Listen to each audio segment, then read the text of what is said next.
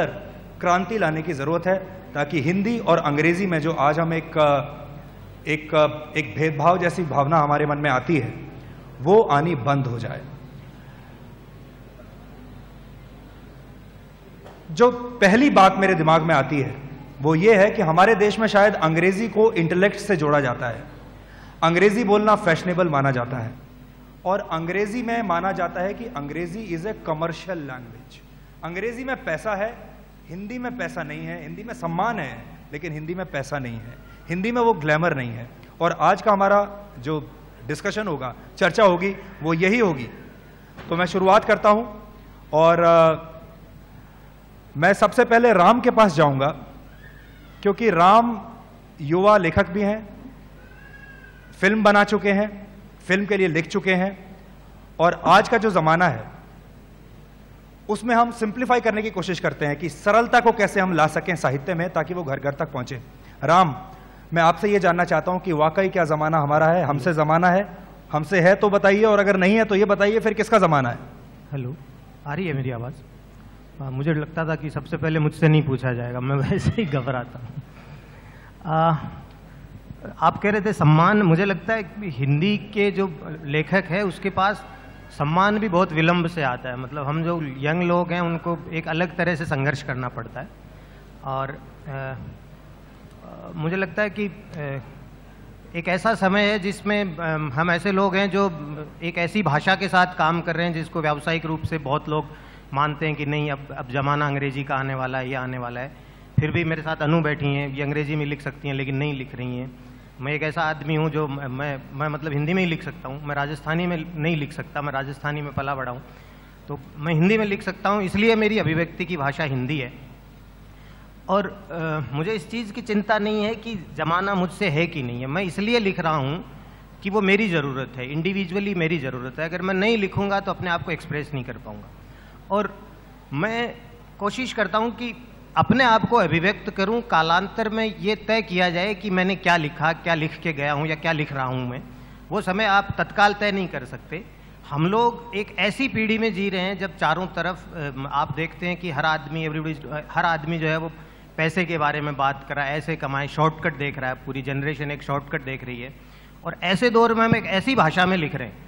तो आप हमारे चैलेंज की मुझे लगता है कि कल्पना नहीं कर सकते कि हमारे भीतर एक कितनी बड़ी लड़ाई चल रही है और हमारी बिरादरी से भी बहुत आसानी से कबूल नहीं किए जाते। ये हमारा संघर्ष है। फिर भी हमारी जिद है कि ज़माना एक दिन हमसे होगा। अनु आपके साथ बैठी हुई हैं। अनु के बारे में मैं आपको बता दूं कि अनु टीवी पत्रकार रही हैं, अनु डॉक्यूमेंट्रीज बनाती हैं और अनु लेखक बन गई बाय डिफॉल्ट। लेकिन अनु जैसे लेखकों की आज ज़रूरत है और अनु जैसे लेखक कैसे पुरानी परंपराओं को, पुरानी रूढ़ियों को तोड़ रहे हैं और हिंदी को एक नया स्वरूप दे रहे हैं, हिंदी को एक नई छवि प्रदान कर रहे हैं, वो अनु हमें बताएंगी। अनु, मैं बार बार ये कहती हूँ सुधीर, बिल्कुल आपने ठीक कहा कि मैं बाय डिफ़ॉल्ट लेखक बन गई। ये जो अभिव्यक्त करने की खुद को ज़रूरत होती है वो हम सब की ज़रूरत होती है। उसका उम्र से कोई वास्ता नहीं होता, उसका परिवेश से वास्ता नहीं होता। हम सब के पास कहानियाँ होती हैं जो हम अपने तरीके से कहना चाहते हैं। कुछ सेल्फीज़ के माध्यम से कहते हैं, कुछ स्टेटस अपडेट के माध्यम से कहते हैं, कुछ वो व्हाट्सएप मैसेजेस शेयर करके करते हैं जो हम आपस में हमारी बात को कन्वे करता है, हमारी बात कहता है। तो मुझे लगता है कि मेरी ज़रूरत थी लिखना, मुझे वो कहानियाँ पहुँचानी थी क्योंकि मुझे बेचैनी थी उन कहानियों को पहुँचाने की। और मुझे जो भाषा अपने हिसाब से ठीक लगी, मुझे फॉर्मेट जो अपने हिसाब से ठीक लगा, मैं अलग अलग फॉर्मेट्स में काम करती हूँ और इस लिहाज से मैं बहुत खुशकिस्मत हूँ। तो मुझे जब लगा कि जो बात जिस फॉर्मेट में अच्छी तरह कही जा सकेगी हम उसी फॉर्मेट में, उसी विधा में कहें तो अच्छा है, उसी भाषा में कहें तो अच्छा है। और जो कहानियाँ मुझे कहनी थी या हमारे आसपास जो हम कस्प जनरेशन के लोग हैं, हम घर में हिंदी या भोजपुरी जाके बोलते थे और बाहर स्कूलों में अंग्रेज़ी पढ़ रहे थे, लेकिन फिर भी हम सोच रहे थे हिंदी में, ट्रांसलेट लगातार कर रहे थे अपने दिमाग में। हमारे बच्चे शायद अंग्रेज़ी में ज़्यादा सोचते होंगे पर हम उस पीढ़ी के थे जो हिंदी में सोचते थे। तो जाहिर सी बात है कि मेरे लिए स्वाभाविक था कि लिखना और हिंदी में लिखना बहुत स्वाभाविक प्रक्रिया थी। तो मुझे लगता है कि एक ज़रूरत जो थी मैं उसको भर रही थी और कहीं भी ये नहीं सोचा कि अच्छा ज़माने में क्या लिखा जा रहा है और लोग क्या लिख रहे हैं, मेरे समकालीन लोग क्या लिख रहे हैं।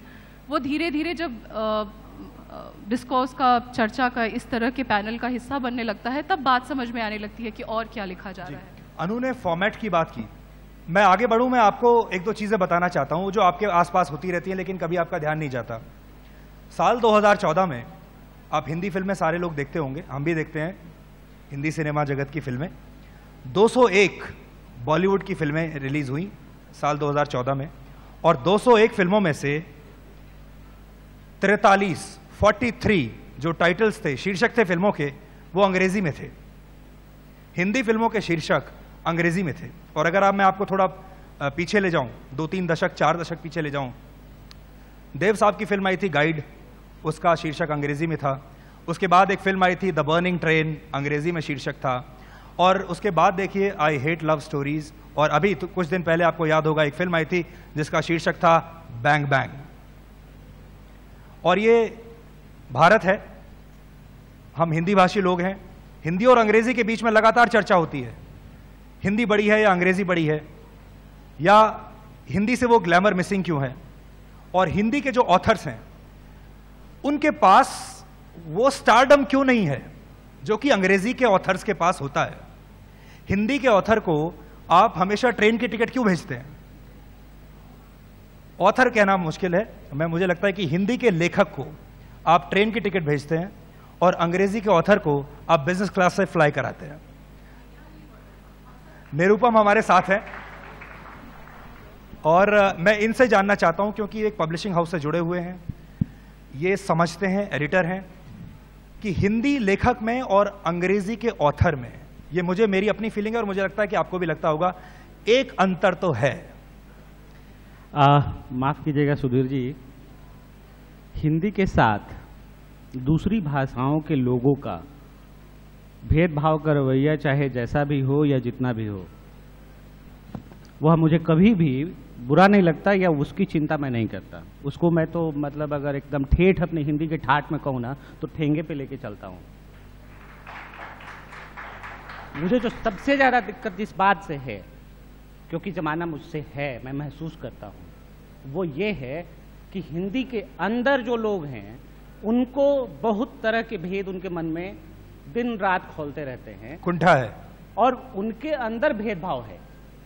ठीक है, हिंदी के अंदर वो लोग हैं जो बिना जाने तथ्यों को, बिना जाने समझे बहुत सारी अफवाहों के आधार पर हिंदी के बारे में धारणा बनाकर जीते और रोजगार करते हैं। यानी आप ये कहने की कोशिश कर रहे हैं, अंदर ऐसे लोग हैं जो हिंदी लेखन के बारे में, हिंदी साहित्य के बारे में, हिंदी साहित्यकारों के बारे में उस तरह से समझते हो या न समझते हो, ये कह देते हैं कि हिंदी साहित्य तो बिकता नहीं है, हिंदी लेखकों की तो कोई मर्यादा नहीं है, उनका कोई सम्मान नहीं है, उनको तो रेल का टिकट मिलता है। ये सब सुनी सुनाई बातें हैं। लेकिन निरुपम एक बात बताइए, क्या आपको ऐसा लगता है कि हिंदी जगत में एक मठाधीशी चल रही है, एक ठेकेदारी चल रही है? वो चलती थी, और लेकिन पिछले 2-3 सालों में, खास तौर पे 2-3 सालों में, और सोशल मीडिया के, जब सोशल मीडिया सब कुछ को लिबरलाइज कर रहा है, डेमोक्रेटाइज कर रहा है, उस दौर में वो मठाधीशी बिना किसी अलग से आंदोलन चलाए या क्रांति किए अपने आप खत्म हो रही है, प्रासंगिकता खो रही है अपनी, और युवा उस मठ को या उस गढ़ को सामने अपना प्रतिमान मान करके कुछ कर भी नहीं रहे। वो आपने युवाओं की बात की है। युवाओं के बारे में अगर आप सोचें तो आजकल 3-4 की वर्ड्स जो हैं वो आपके दिमाग में आएंगे अगर आप आजकल के जीवन को देखेंगे। पहला जो शब्द दिमाग में आता है आजकल के जीवन से जुड़ा हुआ, वो है अर्जेंसी। दूसरा दिमाग में आता है फास्ट। तीसरा आता है शॉर्टकट्स। ये कुछ शब्द हैं जो कि दिमाग में आते हैं, जो कि हमारे जीवन से आजकल जुड़े हुए हैं। यानी हमें सब कुछ अर्जेंसी के साथ चाहिए, सब कुछ तेजी के साथ चाहिए, सब कुछ अभी चाहिए, और हमारे पास वक्त बिल्कुल नहीं है। हमारे पास मेल लिखने का वक्त नहीं है, चिट्ठी लिखने का वक्त नहीं है। हम जल्दी से जल्दी अपनी बात कहना चाहते हैं, और इसीलिए हम SMS के जरिए अपनी बात कहते हैं, व्हाट्सएप करके अपनी बात कहते हैं। और आजकल व्हाट्सएप अपने आप में एक शब्द बन गया है, और लोग कहते हैं कि मुझे व्हाट्सएप कर देना। और अगर आप अपने आसपास देखें तो आप देखिए कि आपके आसपास टेस्ट मैच के बाद अब 2020 क्रिकेट हो गया है, मल्टीप्लेक्स में एनी टाइम मूवी हो गया है, जब भी आप जाएंगे आप फिल्म देख सकते हैं। हिंदी फिल्म की जो ड्यूरेशन है वो 3 घंटे से 1.5 या 2 घंटे पर हो गई है। अगर न्यूज़ चैनल की बात करें, मैं न्यूज़ चैनल में काम करता हूं, सुपर फास्ट न्यूज़ देखना चाहते हैं लोग, 100 मिनट में 100 खबरें देखना चाहते हैं, फिर 100 मिनट में 200 खबरें देखना चाहते हैं। क्या भाषा पर इस जल्दबाजी का असर पड़ रहा है? क्या भाषा पर इस अर्जेंसी का असर पड़ रहा है? और जब आप लिखते हैं तो क्या आप अब उसी अर्जेंसी को ध्यान में रखकर लिखते हैं? महुआ जी मेरे साथ हैं, झारखंड से जुड़ी हुई हैं, वहाँ के महिला आयोग की अध्यक्षा भी हैं और लेखिका भी हैं, और आदिवासी के जो मुद्दे हैं आदिवासियों के, उनको उठाती रही हैं, जो कि आसान नहीं है इस ग्लैमर की दुनिया में। महुआ जी, आपका सवाल है कि भाषा में हड़बड़ी चलेगी? भाषा में हड़बड़ी, भाषा की हमने टांग तोड़ दी है, क्योंकि हम अब ओके भी पूरा नहीं लिखते हैं, ओके को भी हम SMS में के लिखते हैं। देखिए, साहित्य में या कला की दुनिया में बहुत ज़्यादा हड़बड़ी नहीं चलती है। आप शास्त्रीय संगीत की बात करें या नृत्य की बात करें तो वहाँ चाहे आप कितना भी बदल जाए समय, लेकिन उसका एक अपना मानक होता है कि आप इससे ज़्यादा फास्ट उसको नहीं कर सकते हैं। उसी तरह से क्लासिकल राइटिंग में भी है कि लोग उसकी प्योरिटी पर ध्यान देना पसंद करते हैं, लेकिन हर समय में पॉपुलर राइटिंग तो रहा ही है, और समय को ध्यान में रखते हुए, जैसे आजकल के पब्लिशर्स कहते हैं कि हम लोग जैसे बड़ा उपन्यास लिखने वाले लोग हैं, 400 पेज 500 पेज, तो हालांकि महत्वपूर्ण उपन्यास मोटे भी होते हैं तो लोग पढ़ लेते हैं, लेकिन फिर भी लोग मानते हैं कि 250 बहुत अच्छा है, जबकि ये पहले इस तरह की बात नहीं कही जाती थी। आजकल के पब्लिशर्स कहते हैं कि 250 से ज़्यादा बड़ा ना हो तो ही अच्छा है, क्योंकि लोगों के पास इतना समय नहीं है। उसी तरह से शॉर्टकट तो हर जगह है, तो साहित्य में भी उसका असर पड़ रहा है धीरे धीरे। जी मैं एक जी अनु, चूँकि हम ज़माने की बात कर रहे हैं तो ज़माना इतना कमाल का है, मुझे तो अचानक लग रहा है कि सब तरह के लेखन के लिए, सब तरह की आवाज़ों के लिए, सब तरह की विधाओं के लिए जगह है। अगर आप फ्लैश स्टोरीज़ लिखना चाहते हैं तो उसके लिए आपके पास स्पेस है, आपको आपके पढ़ने वाले, चाहने वाले मिल जाएंगे। अगर आप सेल्फ पब्लिशिंग या फिर इंडिपेंडेंट पब्लिशिंग के रास्ते जाना चाहते हैं तो भी आप अपना, अगर आपके कंटेंट में दम है तो वो भी बिक जाएगा। अगर आप रिसर्च करके उपन्यास लिखना चाहते हैं तो उसमें भी दम है। तो जो ज़माने के साथ जो अच्छा हुआ है वो ये है कि इतने सारे माध्यम खुल गए हैं जो हम लिख रहे हैं और जो कहना चाहते हैं। सोशल मीडिया की वजह से अब जो लेखक हैं वो पब्लिशर के चंगुल से बाहर निकल गए हैं। पब्लिशर के चंगुल से तो के ऊपर अब आधारित नहीं है। हाँ, नहीं एक्चुअली आधारित नहीं। मैं ये पूरा, मुझे लगता है कि हमारे ज़माने में सबसे कमाल की चीज़ जो हुई है ना, ये पूरा डायनामिक बदला है। पब्लिशर और लेखक, मतलब या एडिटर और लेखक का जो पूरा रिश्ता है ना, वो कम से कम मेरा जो अनुभव रहा है वो दोस्ती का रिश्ता है, क्योंकि हम एक ही ज़ुबान बोलते हैं, हम एक ही तरह की बात करते हैं, हम माध्यमों को समझते हैं। तो मेरा निजी अनुभव बहुत अच्छा रहा है। राम कुमार, आप बताना चाहेंगे आपका अनुभव कैसा? इसमें ऐसा है, आपसे मैं ये जानना चाहता हूँ कि जब आपने लिखा, सबसे पहले आपने कोई कहानी लिखी, कोई लेख लिखा या आप कोई उपन्यास लिखा, आप जब आपने, तो आपको पहला रिस्पॉन्स पब्लिशर से कैसा मिला था?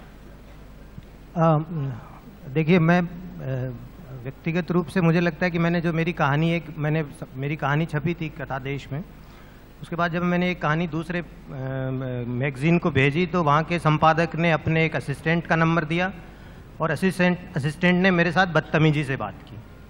उसने कहा कि हाँ, देखते हैं, आती रहती है कहानी, आती रहती है, देखते हैं।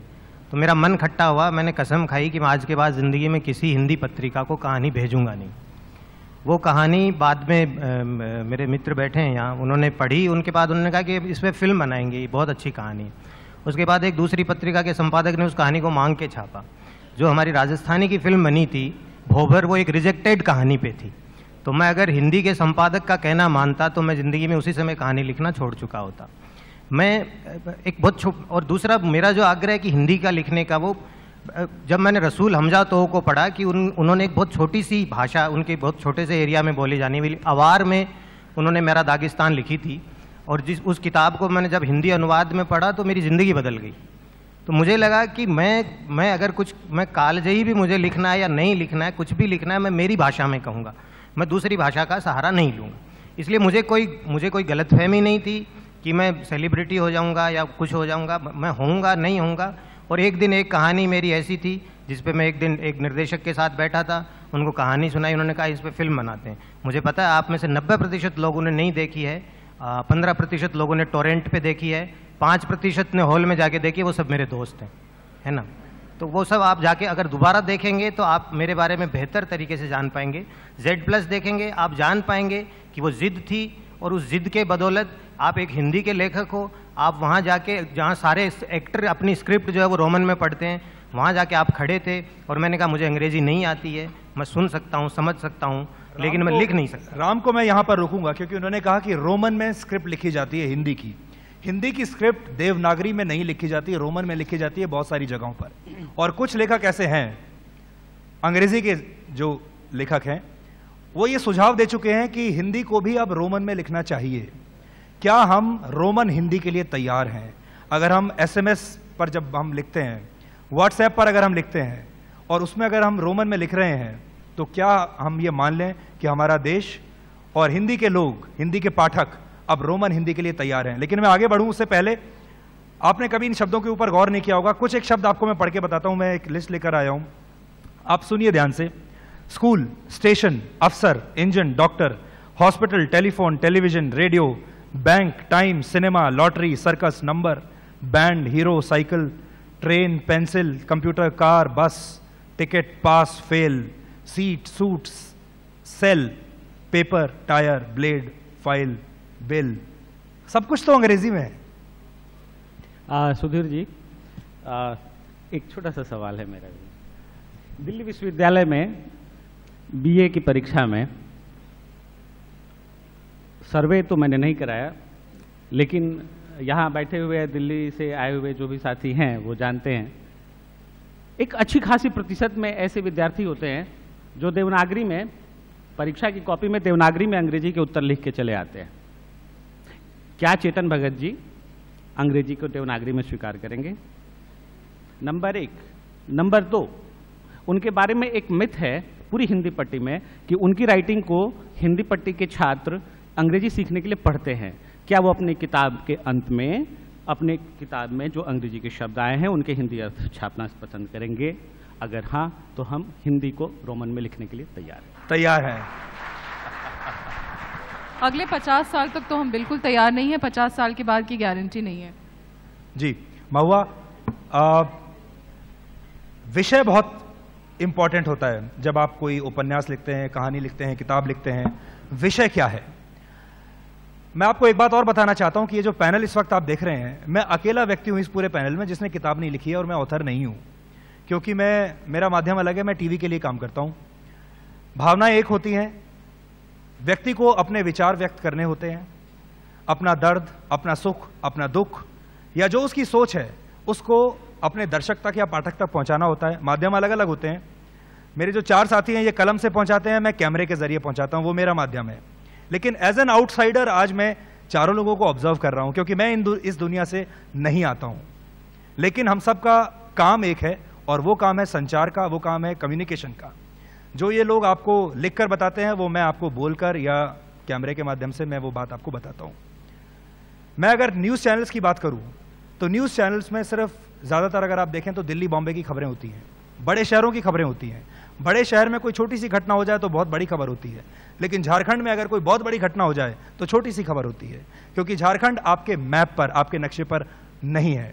छत्तीसगढ़ आपके नक्शे पर नहीं है, लेकिन दिल्ली है, मुंबई है, बेंगलोर है, चेन्नई है, मेट्रो सिटीज़ हैं और धनाढ़ लोग हैं, ग्लैमरस लोग हैं। अगर बॉलीवुड में, फिल्म इंडस्ट्री में कुछ हो जाए बड़ी खबर बनती है, लेकिन अगर किसी आदिवासी के साथ कुछ हो जाए तो खबर नहीं बनती।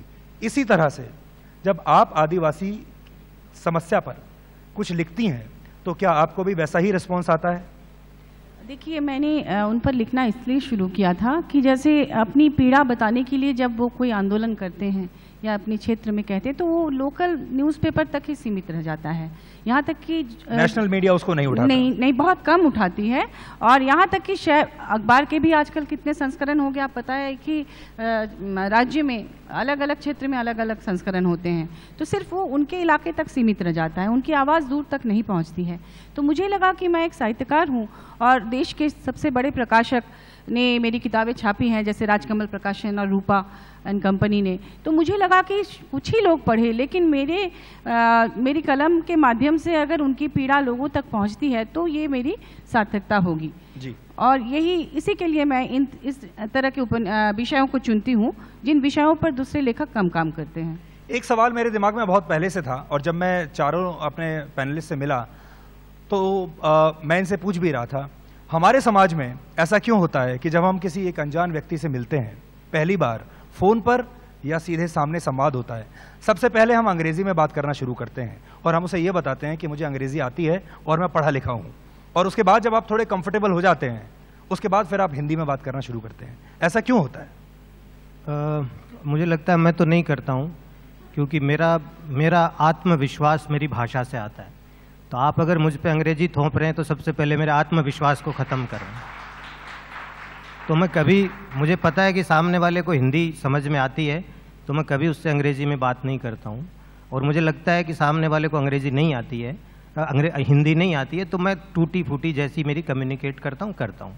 और मुझे उसमें कोई शर्म नहीं है, मुझे कोई विरोध नहीं है, मुझे कोई अंग्रेजी से विरोध नहीं है। मेरी प्रॉब्लम ये है कि आप हमारे आत्मविश्वास पे हमला मत करिए, है ना। हम जैसी भाषा जानते हैं उसी भाषा में अपने आप को अभिव्यक्त करेंगे, उसी भाषा में हम लड़ेंगे आपसे, उसी भाषा में हम अपनी बात को कहेंगे। आप अगर ये चाहते हो कि हम अंग्रेजी सीख लें, आपकी लिपि भी ले लें, आपका ये ले लें, इसका मतलब ये है कि आप हमारे वजूद को ख़त्म करना चाहते हो, हमारे कॉन्फिडेंस को मारना चाहते हो, ताकि आप वो सब कर पाओ जो आप चाहते हो। नहीं, कोई बात नहीं। अब मुझे इस बात से तकलीफ नहीं होती। हमको पता है कि मैं एक छोटे बजट की फिल्म का आदमी हूँ, तो मुझे पता है कि हमारे पैरेलल एक बड़ा सत्र है, तो हमारे लोग कम आएंगे आज, लेकिन ठीक है, हमारे पास जितने लोग हैं बहुत अच्छे हैं और हम लोग अपनी बात कहेंगे, है ना। तो वो मुझे कभी नहीं लगता है। और ये आत्मविश्वास अगर आप में है तो आपको कौन हरा सकता है। मैं आपको कह रहा हूँ, मैंने पूरी स्क्रिप्ट हिंदी में लिखी है, देवनागरी में लिखी है, और हमारा जो लीड एक्टर है आदिल हुसैन, जो अंग्रेजी पढ़ा लिखा है, उस आदमी ने कभी मांग नहीं की कि मुझे अंग्रेजी, वो परेशान हो के, वो आसाम से आते हैं, उनको हिंदी नहीं आती, वो परेशान हो के डायलॉग याद करते थे, लेकिन उन्होंने जिद नहीं की कि आप जो है वो इसको अंग्रेजी में कर दीजिए। जी बोलना चाहूँगी कि मुझे लगता है कि ब्रिटिश पीरियड से ही ये मानसिकता अभी तक चली आ रही है। उस समय जो गुलाम लोग होते थे उनको लगता था ये मेरे मालिक की भाषा है, तो उसको सीखना, अपने आप को उस क्लास से ऊपर उठाना होता था, और वही चली आती रही है अब तक कि जो भी एलिट क्लास के लोग हैं वो अंग्रेज़ी उनकी भाषा हो गई। मैंने यहाँ पर देखा कि राज परिवार के लोग वो पारंपरिक वेशभूषा में हैं, महिलाएं भी हैं पारंपरिक वेशभूषा में जयपुर की, लेकिन वो बात कर रही हैं आपस में इंग्लिश में।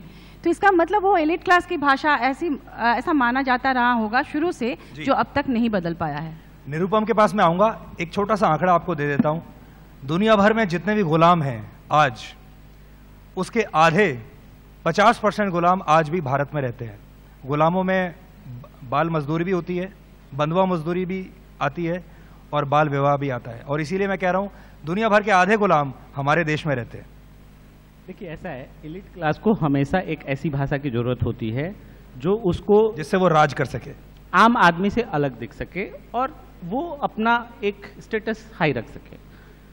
जब हिंदी आम लोगों को हिंदी पट्टी के आम लोगों को हिंदी बोलने नहीं आती थी, वो अपनी अपनी बोलियों में बोलते थे, तो वह हिंदी बोलता था।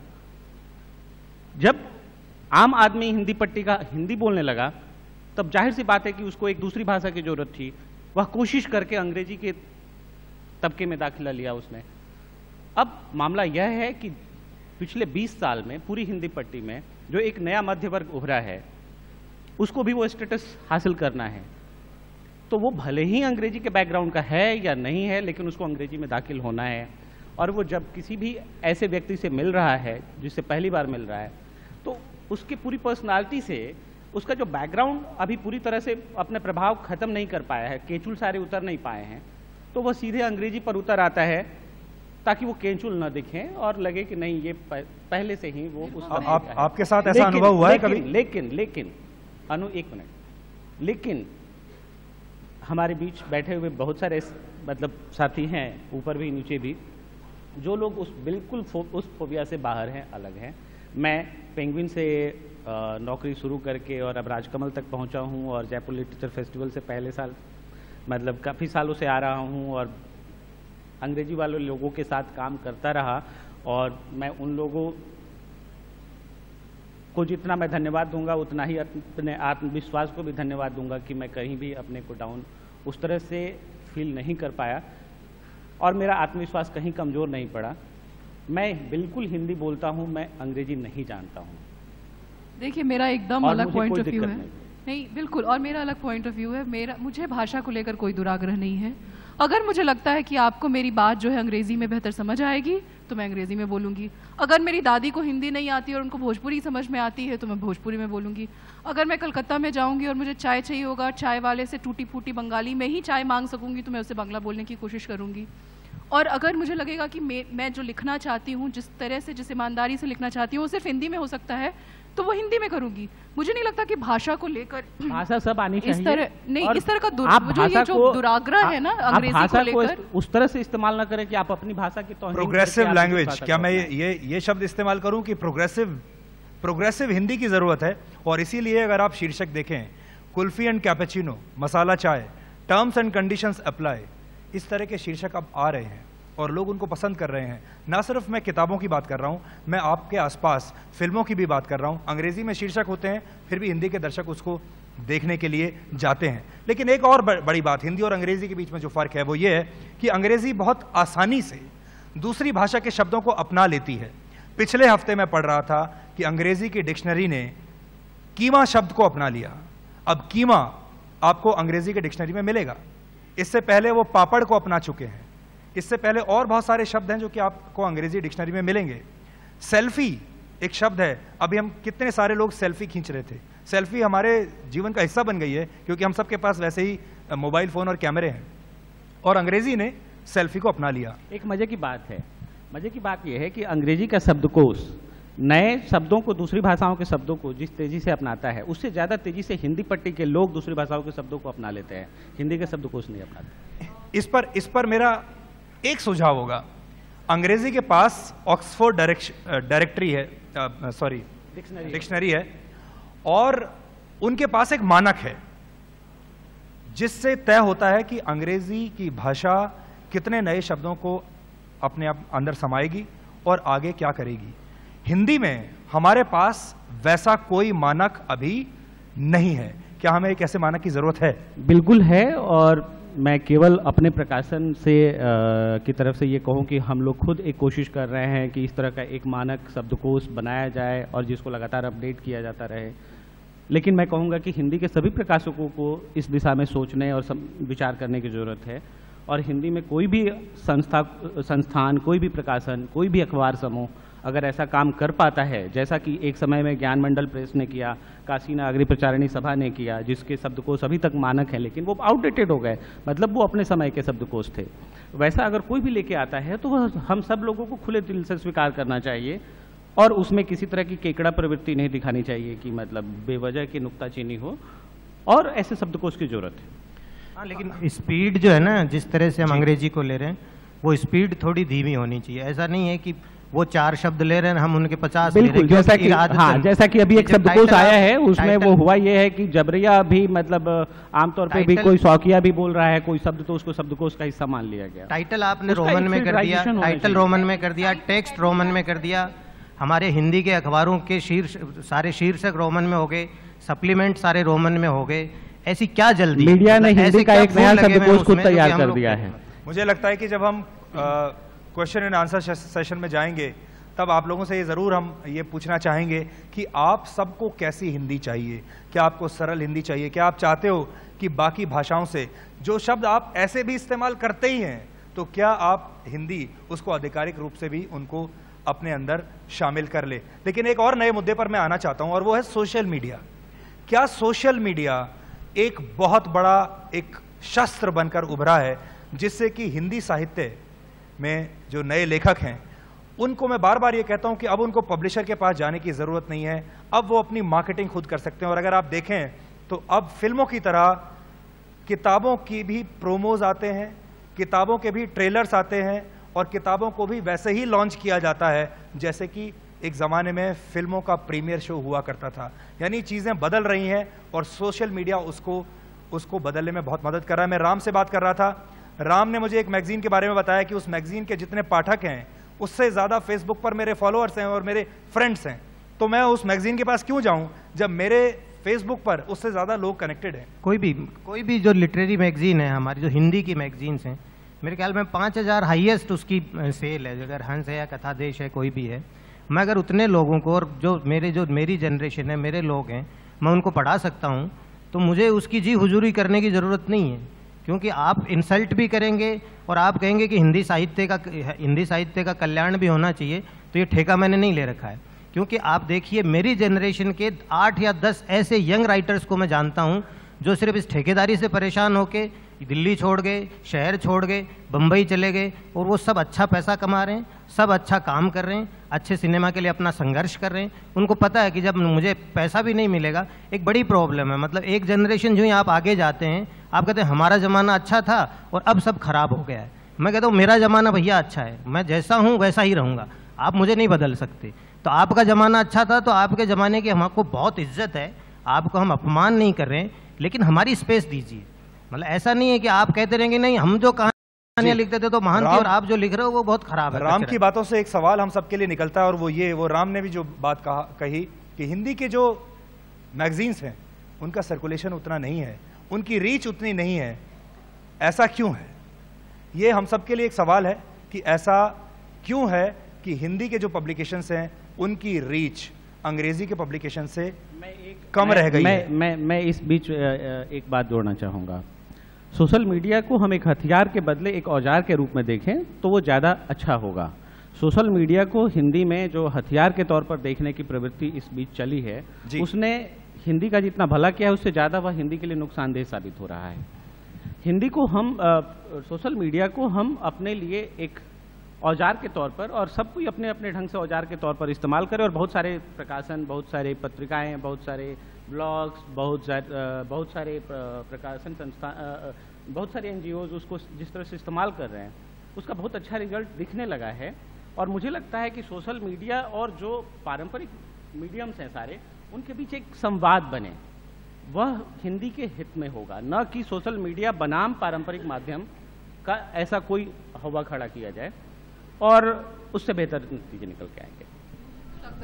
ये मुझे लगता है कि सबके लिए स्पेस है। आपने पूछा कि कैसी हिंदी होनी चाहिए, मेरा जवाब मुझे लगता है कि हिंदी वैसी हो जो लचीली हो, मैं जैसे इस्तेमाल करना चाहूँ वैसे इस्तेमाल करने की मुझे छूट हो। ये मेरी भाषा है, मैं अपने तरीके से अपनी बात कहूँगी, और मेरे पास कई सारे माध्यम हैं, मैं जैसे चाहूँ उन माध्यमों का भाषा को हम कैसे भी इस्तेमाल करें ना, बस हम उस भाषा की आत्मा को बरकरार रखें, इसका हमें भी ध्यान रखें। ये बिल्कुल, ये इस बात से मैं बिल्कुल सहमत हूँ। मैं एक बात कहना चाहूँगी कि मुझे नहीं लगता कि भाषा की टांग तोड़ने का काम कम से कम मतलब नहीं, और घर में बच्चों को हिंदी मैगजीन पढ़ने के लिए माता पिता को उनको प्रेरित भी करना चाहिए। वो तो कहेंगे कि इंग्लिश पढ़ो, हिंदी की पत्रिकाओं को छूने भी नहीं देते, पढ़ने भी नहीं देते। बंगाल में जैसे तो आप ये कह रही हैं कि असल में जो हम ये पैनल डिस्कशन हम यहाँ पर कर रहे हैं, असल में हम सब भी कहीं ना कहीं उसके जिम्मेदार हैं कि बच्चों की अंग्रेजी खराब हो जाएगी ये सोचकर हिंदी पत्रिका पढ़ने नहीं दी जाती है। मैंने सुनील गंगोपाध्याय जी से एक बार पूछा था, जो कि बंगाल के बहुत बड़े राइटर रहे हैं और साहित्य अकेडमी के अध्यक्ष भी रहे हैं, तो उनसे मैंने पूछा था कि क्या बात है कि बांग्ला में बुक फेयर में इतनी भीड़ होती है, कलकत्ता में जो बुक फेयर लगता है, और इतनी खरीदारी होती है, क्योंकि लोग एक बजट बना के ही चलते हैं साल भर का कि हमें बुक खरीदनी है इतनी सारी, तो आखिर वहाँ क्यों लोग इतनी किताबों के लिए इतने पागल हैं और दूसरी जगहों पे हिंदी पट्टी में क्यों नहीं है? तो उनका कहना था कि हमारे बड़े लेखकों ने बच्चों के लिए बहुत लिखा, इतना इंटरेस्टिंग चीज़ें लिखी कि बचपन से जो आदत उनको पड़ गई तो फिर बाद में भी वो किताबों के लिए दीवाने हुए। लेकिन अब समय ये आया है कि खुद ही घर के लोग, माता पिता अपने बच्चों को हिंदी की पत्रिकाएं नहीं पढ़ने देते हैं, और बांग्ला से भी थोड़ा सा लगाव कम होता जा रहा है, बंगाल में भी जी। तो ये हमें सोचना होगा, एक आत्मविश्वास लाना है कि हमें हिंदी पढ़नी है, आत्मसम्मान रखना है अपनी भाषा के प्रति। मैं आपको मेरे अनुभव से बता सकता हूँ कि हमारे न्यूज़ चैनल में बहुत सारे फिल्म स्टार्स आते हैं जो कि हिंदी फिल्मों में काम करते हैं। हिंदी ने उन्हें सुपरस्टार बनाया है, आज जो भी हैं हिंदी की वजह से हैं, क्योंकि हिंदी फिल्मों में काम करते हैं, हिंदी में डायलॉग्स बोलते हैं। जब डायलॉग्स बोलते हैं, हिंदी फिल्में आते हैं, लोग तालियां बजाते हैं। लेकिन जब स्टूडियो में आते हैं और जब उनसे हम उनका साक्षात्कार करते हैं, इंटरव्यू करते हैं, तो ज़्यादातर लोग अंग्रेज़ी में बात करना चाहते हैं। ज़्यादातर लोग हिंदी में सवाल होता है और जवाब अंग्रेज़ी से शुरू होता है। और बहुत बार एक विरोधाभास ये देखने को मिलता है कि हिंदी अगर आपकी जन्मदाता है, अगर आपकी ब्रेड एंड बटर है, फिर भी आप हिंदी को छोड़ने के लिए तैयार हैं और अंग्रेज़ी आपको बार बार आकर्षित कर रही है, जैसे कि आप कुछ पॉइंट आप प्रूव करना चाहते हैं। जी देखिए, ऐसा है, आप तो बहुत अच्छी हिंदी बोल रहे हैं और आपकी हिंदी की मैं तारीफ करना चाहूँगा, लेकिन माफ़ कीजिएगा, ये हिंदी न्यूज़ चैनलों ने ना हिंदी पट्टी से बहुत ही अच्छे अच्छे हिंदी के शब्द छीन लिए और उनकी जगह बेवजह अंग्रेजी के शब्द लोगों के दिमाग में ठूस दिए। इसके लिए हिंदी न्यूज़ चैनल भी बहुत जिम्मेदार हैं। बिल्कुल, मैं मानता हूं कि हिंदी न्यूज़ चैनल जिम्मेदार हैं, व्हाट्सएप जिम्मेदार है, SMS जिम्मेदार है, हिंदी फिल्में जिम्मेदार हैं, लेकिन आज का जो पूरा हमारा जो दायरा है वो यही है कि अब हम जिम्मेदारी डालने पर जाएं, हम अपने आप को और ज़्यादा। मैं यही कहना चाहता हूं कि मैंने शुरू में ही जो कहा था कि हिंदी की सारी हिंदी में जो सारा भेदभाव वाला मामला है, जो सारा दुश्मनी का मामला, उसके बीज बाहर नहीं है हिंदी से, हिंदी के अंदर ही है। हिंदी साहित्य अभी जो पत्रिका 5000 कॉपी बिकती है, किताबें 1000 कॉपी का एडिशन छपता है और 1000 कॉपी बिकने में साल भर लग जाता है। ये सारी समस्याएं जो है फैब्रिकेटेड नहीं है, या उसके लिए कोई एक लेखक या कोई एक प्रकाशक या कोई एक पाठक केवल जिम्मेदार नहीं है। हम भूल गए हैं कि उसमें दो चीजें हम छोड़कर बात करते हैं, एक बिक्री तंत्र और दूसरा प्रचार तंत्र। बिक्री तंत्र का हिंदी पट्टी में कहां पर बचा रह गया है, उसके तो अवशेष बचे हुए हैं। रिटेलरशिप कहां है? अगर अमेजन और फ्लिपकार्ट आकर के अचानक से हिंदी पाठकों को राहत की तरह सुख दे रहा है, अगर वो प्रकाशकों को भी रख लगा रहा है कि वो बहुत बढ़िया मतलब ये हो गया, तो ये सोचने की बात है कि वो चीज़ इतने, अगर अमेजन और फ्लिपकार्ट नहीं आए होते तो हम किस वरदान और चमत्कार की उम्मीद में बैठे हुए थे? हम लोग कुछ क्यों नहीं कर रहे थे? उसी तरह से प्रचार तंत्र के लिए अगर जिन बचे खुचे अखबारों में हिंदी किताबों की समीक्षा एक रस्मी ढंग से हो रही है, अगर वो बंद हो जाए तो हिंदी किताबों के प्रचार का माध्यम क्या है? कौन सा ऐसा चैनल है या कौन सा ऐसा अखबार है या कौन सी ऐसी पत्रिका है जो अपने किसी हिंदी लेखक को या उसके किसी उपन्यास को या उसकी किसी किताब को सेलिब्रेट करता है? नोबेल और बुकर को हम इतना सेलिब्रेट करते हैं अपने चैनलों पर, अपने सारे अखबारों में, पत्रिकाओं में, लेकिन हिंदी के किसी लेखक को कुछ होता है, कुछ मिलता है, कहीं कुछ बुलाया जाता है, कहीं कुछ वो बोलता है, उसकी हम नोटिस लेते हैं क्या? अच्छा, मुझे आप ये बता सकते हैं कि हिंदी का कोई बड़ा लेखक जिसको रॉयल्टी से बहुत पैसा मिला हो? नरेंद्र कोहली जी हैं, हमारे यहाँ काशीनाथ सिंह जी हैं, हमारे यहाँ शिवानी जी के परिवार के लोग हैं, हमारे यहाँ विनोद कुमार शुक्ल जी भी हैं। अंग्रेजी से इसकी तुलना करना चाहेंगे आप, अंग्रेजी के ऑथर से? सुधीर, ये जो तुलना वाली बात ना करें, तुलना की बात ना करें, क्योंकि दोनों के सामाजिक और भौगोलिक और संसाधन के बहुत अलग अलग हैं। तुलना की बात बिल्कुल नहीं होनी चाहिए। एक मेरे मन में और सवाल है, और ये सवाल मैं बिल्कुल एक आउटसाइडर की तरह पूछ रहा हूँ। मैम, मैं आपके पास आऊँगा और हम एक सेशन करेंगे जिसमें आपके सवाल भी हम लोग लेंगे, लेकिन एक सवाल ये भी है कि क्या हिंदी को सब्सिडी की ज़रूरत है? क्या हिंदी को हम विलुप्त होती प्रजाति के तौर पर देखना शुरू कर दें? नहीं, बिल्कुल सब्सिडी की जरूरत नहीं है। इस सब्सिडी वाली मानसिकता ने हिंदी का सबसे बड़ा नुकसान किया है। मैं तो कहता हूं कि हिंदी की जितनी भी सब्सिडी मिलती है वो सब बंद कर देनी चाहिए। हिंदी को अपने पैरों पर खड़ा करने के लिए हिंदी के प्रकाशक, लेखक, हिंदी की मीडिया, सब लोग खुद से प्रयास करें। लेकिन इसके लिए आप करेंगे क्या? मैं बिल्कुल सहमत हूं इस बात से कि हिंदी को बैसाखियों की जरूरत नहीं है और उसको ये महसूस भी नहीं कराना चाहिए कि बैसाखी की जरूरत है। लेकिन इसके लिए सबसे ज्यादा जरूरत है हिंदी की जनता को हिंदी का सपोर्ट करना। दुनिया की दूसरी सबसे बड़ी भाषा है हिंदी। ये हमें शर्म की बात है कि हम उसको लेकिन एक और बात यह है कि हमारे देश में सिर्फ 10 राज्य ऐसे हैं जिनकी आधिकारिक औपचारिक भाषा हिंदी है। 10 राज्य कई सारे देशों से बड़े हैं। 10 राज्य बहुत होता है, बहुत बड़ी संख्या। अब आप इसको बड़ी मानिए, छोटी मानिए, मैंने आपके सामने एक आंकड़ा रखा है कि हमारे देश में सिर्फ 10 राज्यों में हिंदी आधिकारिक भाषा है। वो भूल जाइए, हिंदी में हर साल हिंदी में BA पास करने वाले लोगों की संख्या जोड़ दी जाए, वो भी छोड़ दीजिए, केवल हिंदी पढ़ाने वाले अध्यापकों की संख्या इस देश में जोड़ दी जाए तो किसी भी किताब की इस देश में मुझे लगता है कि कम से कम 20,000 कॉपी तो कम से कम पहले एडिशन की छपनी चाहिए। बिल्कुल। आखिर क्यों नहीं? हिंदी किताब खरीदकर हिंदी के लोग ही खुद क्यों नहीं पढ़ते? इसमें हिंदी के लोगों को खुद सोचना चाहिए। नहीं, लेकिन ये भी है, मैं जैसे जो पढ़ना चाहता है, खरीदना चाहता है, वो पढ़ भी रहा है। जिसको सुरेंद्र मोहन पाठक जी पढ़ना है वो 25,000, 30,000, 40,000 खरीद के पढ़ भी रहा है। अमीश की जो किताब अगर अंग्रेजी में पढ़ी जाती है तो हिंदी में भी उसके उतने ही संस्करण छपते हैं और बिकते हैं। वो तो सबको सोचने की जरूरत है ना कि आखिर अमीश त्रिपाठी लोगों को अट्रैक्ट कर रहे हैं तो हिंदी में क्या उस तरह की चीज की जरूरत है? ये हिंदी के प्रकाशन संस्थान, हिंदी के संपादक। लेकिन मुझे एक बात बताइए कि अगर कोई किताब नहीं, अगर कोई ऑथर लोगों को अट्रैक्ट कर रहा है और लोग उसको पढ़ रहे हैं तो ये लैंग्वेज न्यूट्रल थॉट्स हैं या ये अंग्रेजी और हिंदी का भी इसमें एक योगदान हो सकता है? बहुत बड़ा मैं फर्क है। अच्छा लिखता हूं, बहुत बड़ा फर्क मेरे है। थॉट्स अच्छे हैं, मेरा लेखन अच्छा है, मेरे विचार अच्छे हैं, मेरी कहानी अच्छी है, फिर चाहे हिंदी में हो, अंग्रेजी में हो, फारसी में हो, उर्दू में हो, क्या फर्क पड़ता है? उसमें बहुत बड़ा फर्क ये है कि जो अंग्रेजी में अभी बहुत ज़्यादा पॉपुलर हो रहा है, जरूरी नहीं है कि वही कंटेंट हिंदी में उतना ज़्यादा पॉपुलर हो जाएगा। अंग्रेजी के उस लोगों के लिए वो कहानी ज़्यादा चौंकाऊ हो सकती है।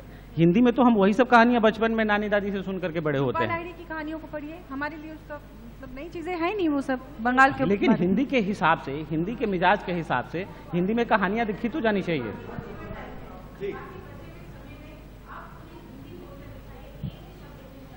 लेकिन फिर वही बात है ना, नहीं लेकिन ये दुराग्रह क्यों है? इस शुद्धतावादी आग्रह ने भी हम लोगों का बहुत हित किया है मैडम, प्लीज।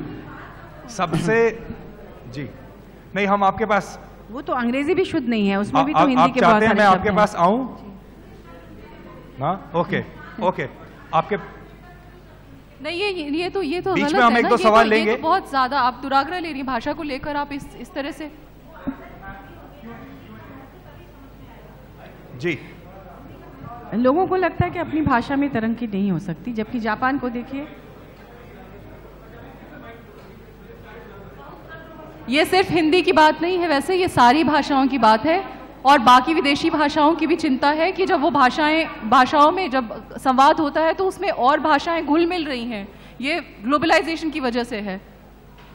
नहीं, हिंदी का जो ग्लोबल रूप है, जी, क्या आप हिंदी का ग्लोबल रूप देखना चाहते हैं, या आप हिंदी को वहीं रखना चाहते हैं जहां की हिंदी कुछ वर्ष पहले तक थी और आगे नहीं बढ़ी? आप किस तरह की हिंदी देखना चाहते हैं, सुनना चाहते हैं? ये ऑडियंस से सवाल हिंदी पूछा पढ़ना जाना चाहते हैं? चाहिए। ये मेरा ऑडियंस की सवाल तरफ से है। जवाब आना आप चाहिए। बताइए कौन सी हिंदी आप पढ़ना चाहते हैं? जी, हम हिंदी का ग्लोबल रूप देखना चाहते हैं। मैं आपके प्रश्न का भी उत्तर दे रही हूँ। जैसे व्याकरण सही की जाती है, इसी तरह कोड स्विचिंग भी एक दोष है। आप हिंदी में बात कर रहे हैं, हिंदी उर्दू जो सरल अपने भाषा का प्रयोग कीजिए। अंग्रेजी में भी लोग बोलते हैं आई थॉट की this is not fair, Hindi के कंजंक्शन यूज करते हैं और हम कहते हैं ये गलत है। ग्लोबल रूप से मेरा मतलब है क्रियापद पर हम ध्यान दें, ऐसा ना हो कि हमारे क्रियापद लुप्त हो जाएं। तो ग्लोबल रूप तो अपने आप हो जाएगा। एक मैं आपको सही करना चाहती हूँ, आपने कहा कि किसी पत्रिका का प्रसारण कितना होगा, 10,000, मेरे पास तो 5,000, हाँ 5,000 बोला जी। हंस का 10,000 है। अच्छा, दूसरी बात, जब एक पत्रिका घर में आती है तो उसको एक आदमी नहीं पढ़ता, परिवार के पूरे लोग पढ़ते हैं। 10 को 10 से गुणा कर दीजिए, और उसको पड़ोसी पढ़ते हैं, लोग मांग के ले जाते हैं, और हम उसे सहेज कर भी रखते हैं। सुहाग के नूपुर धर्मयुग में छपा था। आपने बहुत ही दिलचस्प बात कही है। अब मैं आपके पास आना चाहता हूं, और मैं चाहता हूं कि इस हॉल में जितने लोग बैठे हैं वो हाथ खड़े करें। वो लोग, नहीं अभी नहीं, वो लोग जो अपने घर में हिंदी पत्रिका खरीद कर पढ़ते हैं, हिंदी पत्रिका।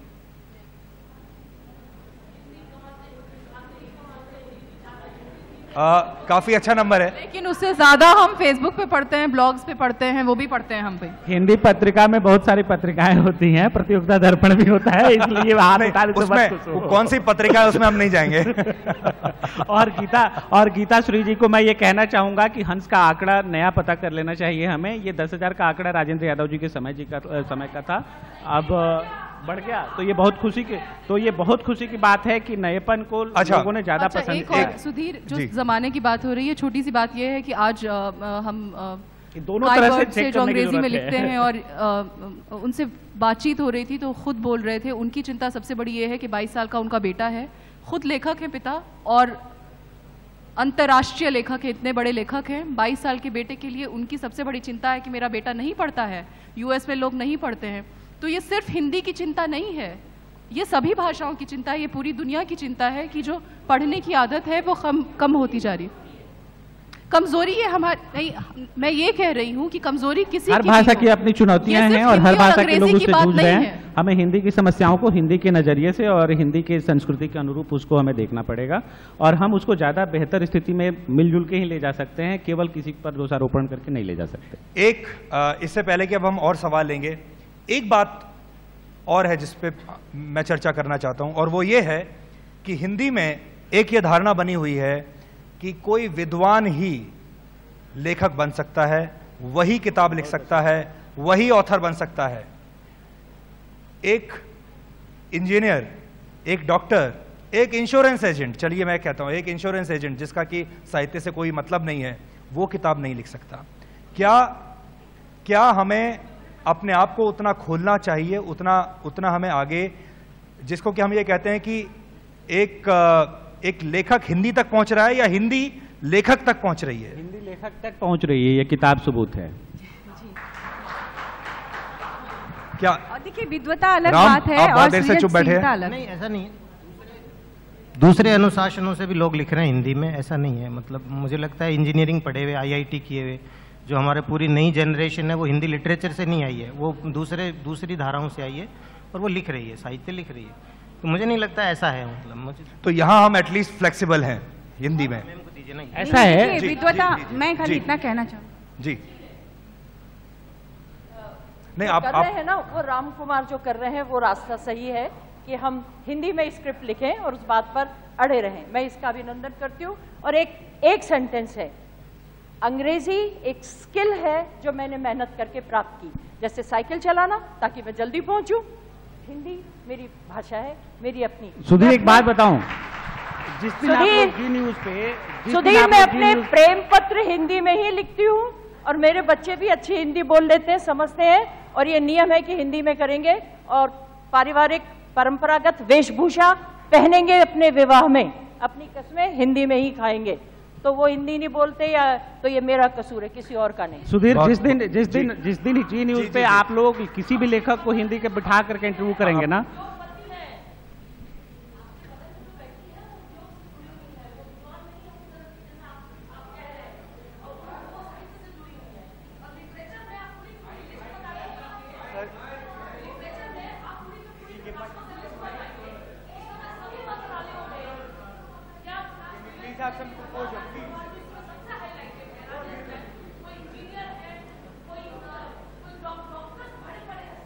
जो लिख रहे हैं वो जो कह रहे हैं, मैंने कहा, वो जो कह रहे हैं शायद वो कन्वे नहीं कर पाए। इनका कहना ये है कि प्योर लिटरेचर और अनकन्वेंशनल लिटरेचर, राइट जी। अब हम उस तरफ चलते हैं। जी जी जी जी, मैं चाहूंगा कि एक व्यक्ति एक ही क्वेश्चन, हाँ अब दीजिए इनको। जी अनुज जी, बात हिंदी के लिए दुराग्रह की नहीं है। बात यह है कि जब हम हिंदी की बात करते हैं तो कोई भी, जैसे हम यहाँ अभी वक्ता भी बैठे हैं, वो भी पूरी हिंदी नहीं बोल पा रहे हैं। हिंदी में आधे शब्द अंग्रेजी के ही बोले जा रहे हैं। तो ये कैसे संभव होगा कि यदि पहले हम बोलचाल की भाषा को भी हिंदी में नहीं रखेंगे तो लिखने की भाषा को किस तरह से पढ़ा जाएगा? लिखने में तो बहुत ज्यादा गिरावट आ ही रही है। अब जो आपके जो पीछे हैं, अब मैं चाहती हूँ कि अगला सेशन कम से कम 5 मिनट तक पूरी हिंदी में आप बात करें, एक भी शब्द अंग्रेजी का ना बोलें। हिंदी जो है, हिंदी में कोई भी हिंदी का ऐसा वाक्य बोल के दिखाइए जिसमें केवल शुद्ध हिंदी के साथ बैठे हैं और एक लंबा वाक्य जिसमें सब कुछ हो, मिश्रित वाक्य। मेरी आप सबसे यही गुजारिश है कि छोटे सवाल पूछिए इसमें ताकि हम अनेक ज्यादा सवाल भाषाओं ले के सकें। शब्द समाहित हैं पहले से। धन्यवाद जी। मेरा शुद्ध प्रश्न हिंदी तो जैसी है चीज नहीं, कोई नहीं मैं होती। ये बताता हूँ कि एक पंक्ति कहूँगा कि हम लोगों की जो मानसिक शुद्धता है वो कैसे, जैसे हम अपने बुरे नेताओं और अभिनेताओं को चुनते हैं, तो इसमें गलती हम सबकी है वास्तव में। ये लोग, हम सब उस चमक के पीछे भाग रहे हैं। लेकिन क्या हम जानते हैं कि हमें किसी परिवार में हमें जन्मना था, किस माता पिता के यहाँ हमें जन्मना था, यानी कि हम भूल चुके हैं। तो हमारी जो संस्कृति है, जो हमें अच्छी लगती है, हम उसको वैसे ही स्वीकार करें। तो मैं इसे एक ओछी और मानसिक शुद्धता मानूंगा बस। नहीं, ये सवाल है या टिप्पणी है? नहीं, ये सवाल है या टिप्पणी है? ये टिप्पणी है, इसको सवाल के रूप में न देखा जाए। जी सर, अगर हम रियल में हिंदी को बढ़ावा देना चाहते हैं, एक छोटा सा मैं आपको सजेशन दे सकता हूं।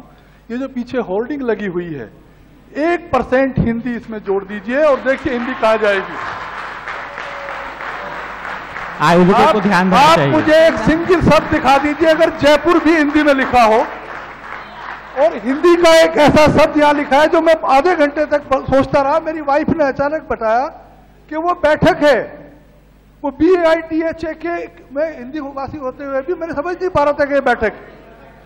ओके। आप लोगों से अनुरोध है कि अगर सवाल हो तभी अपना हाथ उठाएं प्लीज। एक एक करके। ओके जी। देखिए, मैं इतनी देर से बहस सुन रहा हूं, तो मैं ये पूछना चाहता हूं, क्या जिस तरह से राम कुमार जी ने सबने बताया, हिंदी के साथ छेड़छाड़ करनी मैं नहीं समझता कोई जरूरी है, फिर भी आप विभिन्न विचार हैं।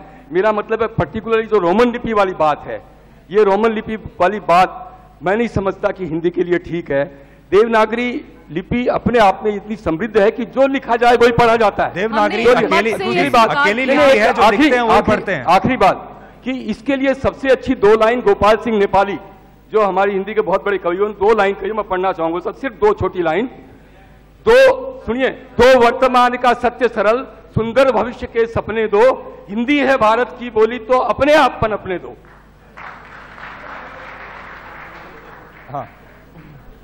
हाँ माधव, बोलिए। हाँ जी। सर, मेरा आप सभी से सवाल है कि जब भी हम भाषाओं के बारे में बहस करते हैं तो सिर्फ हिंदी और इंग्लिश में क्यों सिमट कर रह जाते हैं? दूसरी बात, भाषाओं की लड़ाई में राजनीति का क्या रोल है, कितना रोल है अब तक की? सबसे बड़ा रोल है। एक और बात सर, पिछले 50 साल में हमारी करीब 8 से 10 सवाल पूछिए, एक सवाल हो गया, आपका जवाब मिल गया, आगे बढ़ाइए माइक, आगे माइक बढ़ाइए। लैंग्वेज खत्म हो चुकी है, आगे माइक बढ़ाइए। भाषाओं के बारे में क्या आपका कहना है? ओके, इसका वो आपके पीछे। हाँ जी, नहीं, आपके बिल्कुल पीछे जो महिला बैठी हैं। जी। अरे सुधीर, ये भाषा के सवाल से थोड़ा इतर सवाल है, और मैं सिर्फ ये कहना चाह रहा हूँ कि युवाओं को जितनी हड़बड़ी में युवा होते हैं, क्या हम उनको समझने में उससे कहीं ज्यादा हड़बड़ी नहीं बरतते हैं? आपने 2 रेफरेंस दिए कि आज का युवा 10 मिनट में 100 खबरें, जिस तरह केले के नंबर्स बताते हैं, उस तरह से हड़बड़ी में खबर देखना चाहते हैं। लेकिन मैंने देखा कि आपसे जो लोग सेल्फी ले रहे थे उसमें 1-2 को छोड़कर सब स्कूल गोइंग स्टूडेंट्स, और ये आपका डीएनए देखते हैं जहां टेस्टिंग होती है, जहां 10 मिनट में 100 खबरें नहीं आती। तो मुझे, और मैं पूरे फेयर में देख रहा हूं, घूम रहा हूं कि जो बहुत सवाल उन्होंने जब नहीं टोका तो आप क्यों टोक रहे हैं? आप तो कह रहे थे it's not my responsibility. Okay, 30 seconds. हाँ सुधीर, मैं सिर्फ ये जानना चाहता हूं कि जो युवा वाकई में बहुत गंभीरता से ठहर कर चीजों को देखना, समझना, सुनना और पढ़ना चाहता है, क्या हम उनका कुछ अलग से सेगमेंटेशन कर पा रहे हैं, या मवेशी की तरह, कैटल की तरह हम युवा एज ए होल पोर्ट्रे कर दे रहे हैं? मुझे लगता है ये खतरनाक काम है। निरुपम जी उसके बारे में आपको बताएंगे। सुधीर जी ने अब सवाल मेरी तरफ मोड़ दिया है, तो मैं बस इतना ही कहूंगा कि विनीत, हिंदी का सबसे ज्यादा नुकसान किसी भी चीज का साधारणीकरण कर देना, जनरलाइज कर देना या सामान्यीकृत कर देना जिसको कहते हैं, उसने किया है। हम हर चीज को, उसके अपवादों को या उसके लक्षणों को अलग अलग कैटेगरी में रख करके समझने की उसका कोई धैर्य नहीं दिखाते। हिंदी को इस समय सबसे ज़्यादा जो ज़रूरत है वो है धैर्य की, प्रोफेशनलिज्म की, और समय के साथ साथ समय के आगे को देखने की। इन तीनों चीज़ों की हिंदी को सख्त ज़रूरत है। मैं आपका सवाल जो आपने मुझसे पूछा था, अगर मैं फास्ट न्यूज़ 10 मिनट में 100 खबरों में अगर मैं विश्वास रखता होता तो मैं भी वैसा ही शो करता, लेकिन डीएनए में मैंने वो शो नहीं किया। मैंने दूसरे तरीके का शो अपना शुरू किया और वो लोग उसको पसंद करें। लेकिन मैं अपनी हार कहाँ मानता हूँ कि उस 1 घंटे के शो में जब मैंने उसको शुरू किया तो एक बड़ा वर्ग ऐसा था जो ये कहता था कि मुझे 100 खबरें देखनी है। उस वर्ग को मैं क्या कहूँ? तो जी, उसके लिए हमने क्या किया, इसी डीएनए की शुरुआत में जब हम जाते हैं तो मैं उसको 100 खबर, आपकी बात सही है कि मैं उसको 100 खबर नहीं बोलता, 10 खबर भी नहीं बोलता, 20 भी नहीं बोलता, क्योंकि अगर आपने 20 कह दिया और 20 नहीं है तो फिर आप क्या करेंगे, और अगर आपने 20 कह दिया और 40 हैं तो फिर क्या करेंगे। इसलिए हमने उसको एक नाम दिया non stop news. Non stop news 10 भी हो सकती है, 15 भी हो सकती है, 20 भी हो सकती है, 5 भी हो सकती है। इस तरीके का लचीलापन मैं आपको, मैं जो मेरे हार है वो भी बता रहा हूं और जो जीत है वो भी बता रहा हूं। इसीलिए मैं आपको कह रहा हूं कि इतना लचीलापन आपको लाना पड़ेगा। अगर आप उसको फॉर्मेट में फिक्स कर देंगे कि 100 का मतलब 100, जो आप कह रहे हैं वो इसलिए क्योंकि बहुत सारे लोगों ने उसको फिक्स कर दिया कि मैं 100 ही दिखाऊंगा, 101 नहीं, और 50, जिस दिन 50 होंगी उस दिन 50 ही दिखाऊंगा। मुझे लगता है कि कंटेंट को लेकर, चाहे वो किताब हो, टीवी हो, रेडियो हो, आपको दर्शक के हिसाब से, और उस दिन डिमांड एंड सप्लाई क्या है, न्यूज़ यूनिवर्स में और कंटेंट की दुनिया में, उसके हिसाब से आपको अपना फॉर्मूला बनाना पड़ेगा। और कोई फिक्स्ड फॉर्मूला नहीं है, कोई ऐसा फॉर्मूला नहीं है जिसको कोई ये कह सके कि ये फॉर्मूला है। आपको हर रोज बदलना पड़ेगा। ये लचीलापन, चाहे वो हिंदी हो या वो अंग्रेजी हो। जी जी ओके, धन्यवाद सर, आखिर आपने मुझे मौका दे ही दिया। मैं शुरुआत 3 लाइनों से कहना चाहूंगा, फिर मैं सवाल बोलूंगा, 2 मिनट लूंगा। कि तारों से हमने ताबिंदगी सीखी, तारों से हमने ताबिंदगी सीखी, डूबते सूरज से जिंदगी सीखी, और गर्व है मुझे मैंने अपनी माँ से सबसे पहले हिंदी सीखी। बहुत बढ़िया सर, क्योंकि मैं खुद आपकी कम्युनिटी से बिलोंग करता हूं, मैं खुद पत्रकारिता का एक छात्र हूं सर। सर, आपको नहीं लगता जितने भी हिंदी पत्रकार हैं या फिर हिंदी न्यूज चैनल है, उनको बहुत सस्ता माना जाता है सर? ये मेरे दिल की पीड़ा कह रहा हूं, मेरा कोई आपसे सवाल नहीं, आपको क्या लगता है? और दूसरा सवाल, हम हिंदी को मातृभाषा मानते हैं, तो क्यों ना हम उसको राष्ट्रभाषा भी बनाएं? अभी तक हमारी हिंदी को राष्ट्रभाषा का दर्जा नहीं दिया सर। एक छोटी मैं ये कहना चाहता हूँ भाई, मैंने पैदा होते ही मेरी माँ से हिंदी नहीं सीखी थी, मैंने राजस्थानी सीखी थी, भोजपुरी सीखी थी भाई, मैंने राजस्थानी सीखी थी, हिंदी मुझे मजबूरी में पढ़नी पड़ी थी। आपने जो अभी शेर पढ़ा उसमें जिंदगी क्या हिंदी का शब्द है? हिंदी के लिए क्या हम भोजपुरी को छोड़ दें? लेकिन वो लाइन बोलने के लिए अच्छी है। हिंदी हम सबकी भाषा है, उसको राष्ट्रभाषा बनाना और ये न बनाना वो एक अलग समस्या है। आप हिंदी को प्यार कीजिए, यही सबसे बड़ी बात है।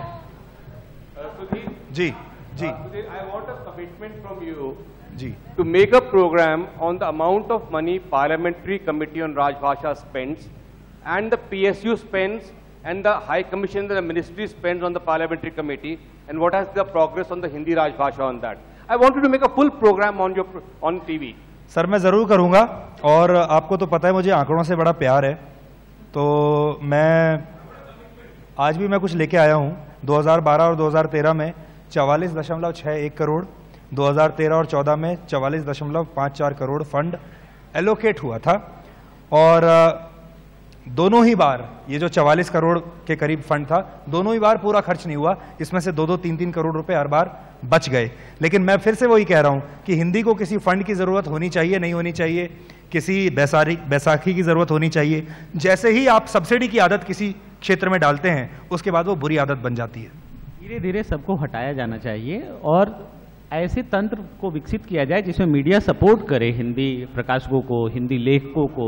जिस दिन आपके जी न्यूज़ पर हिंदी लेखकों को बुला करके बिठा करके आप लोग बात करना शुरू करेंगे ना, उसी दिन हिंदी में चेतन भगत से लेकर के और विक्रम सेठ सब तैयार होने लगेंगे। आप बुला के बिठा के बात करिए ना।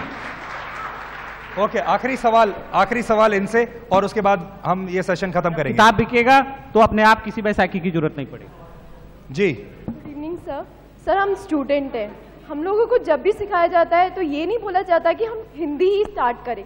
हम लोगों को यही बोला जाता है आपको किसी भी जॉब में जाना है, आपका फर्स्ट इंटरव्यू भी इंग्लिश में होएगा, तो स्टार्टिंग से ये बोला जाता है इंग्लिश पढ़ो, इंग्लिश पढ़ो, इंग्लिश पढ़ो। आप गवर्नमेंट सेक्टर की बात करते हैं, गवर्नमेंट में भी यही होता है कि आप इंटरव्यू में जाएंगे, डिबेट होगा, जीडी होगा, पीआई होगा, हर कुछ इंग्लिश में होता है। लेकिन अगर हम हिंदी को प्रेफर करना चाहें तो हमें कमता समझा जाता है कि हम नहीं, ये तो हिंदी से है तो हमें तो नहीं, इनको रिक्रूट नहीं कर सकते, ये हमारे को मतलब अच्छे से प्रोडक्टिविटी नहीं दे सकते, इनकी एफिशिएंसी अच्छी नहीं होगी।